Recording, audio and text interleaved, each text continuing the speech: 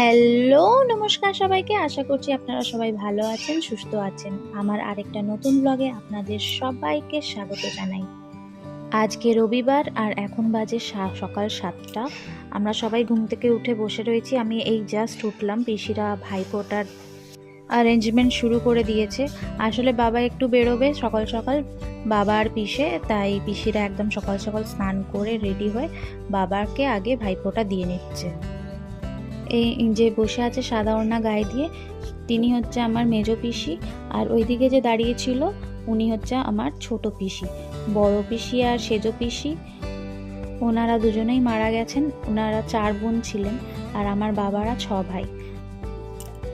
বড় পিসি করোনার সময় মারা গেছিলেন আর সেজো পিসি উনি 2016 তখন উনি মারা যান। আর সেজো পিসিরই মেয়ের বিয়েতে আমরা এসেছি। ও আমার মা বাবার কাছেই বড় হয়েছে, মানুষ হয়েছে। যখন ও 8 বছর বয়স ছিল তখন ওর মা ওকে ছেড়ে দিয়ে চলে যায়। আর আমার ভাই যে আমাকে ট্রেনে দেখলে নিতে এসেছিল ওইটাই সেজো পিসির ছেলে। সেও তখন 10 বছর না 11 বছর বয়স ছিল তখন। দুজনেই আমার মা বাবার কাছেই মানুষ। ভাই তো রাজনাঁদগাঁওতে কাজ করে। ছত্তিশগড়েই একটা পাশে ছোট্ট একটা শহর আছে রাজনাঁদগাঁও বলে, সেখানেই ও কাজ করে, সে ওখানেই থাকে।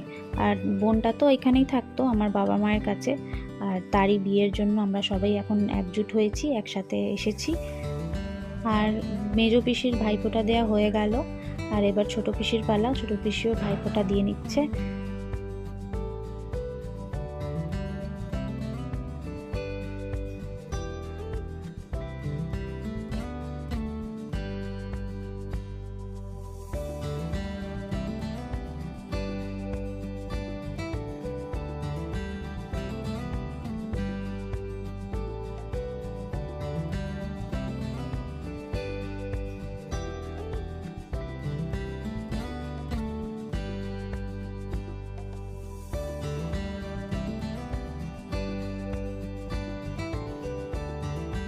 আর এই যে আমার ভাই, আমরা এক ভাই এক বোন, আমি বড় আর আমার ভাই ছোট।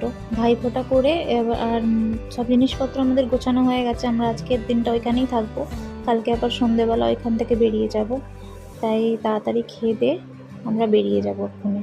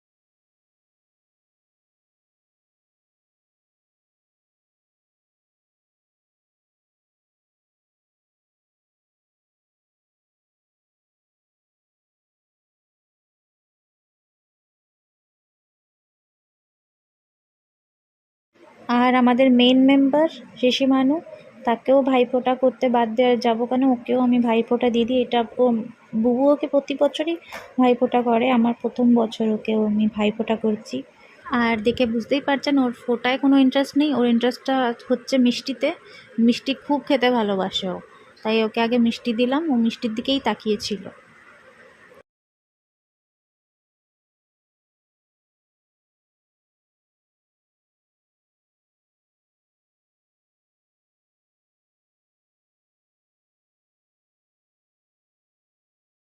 খেয়ে দিয়ে দুপুরের খাবার আমরা খেয়ে দিয়ে বেরিয়ে পড়েছি। এখন যাচ্ছি আমরা রাজনাঁদগাঁও। এখন যাব আমরা রায়পুর স্টেশন, স্টেশন থেকে ট্রেন ধরে একদম পৌঁছে যাব রাজনাঁদগাঁও।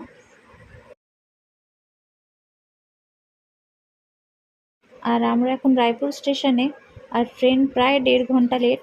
অনেক তাড়াহুড়ো করে বেরোলাম আর এখানে এসে দেখছি যে ট্রেন অনেকটাই লেট। আর এই ট্রেন লেটটা সেই হাওড়ার থেকে চলে আসছে, যেই জবের থেকে বেরিয়েছি। যেখানেই যাচ্ছি ট্রেন শুধু লেট, আর এখানেই বসে থাকতে হবে এখন 1.5 ঘন্টা। জায়গা পেয়ে গেছি, আমি এই ভিডিও করছিলাম। আর এই যে আমার ভাই, আমার মেয়ে, আর যা আমার বোন, আর এরা এখানে সব লুডো খেলছে টাইম পাস করার জন্য। আর কি করবে, এখন তো ট্রেন অনেকটাই লেট।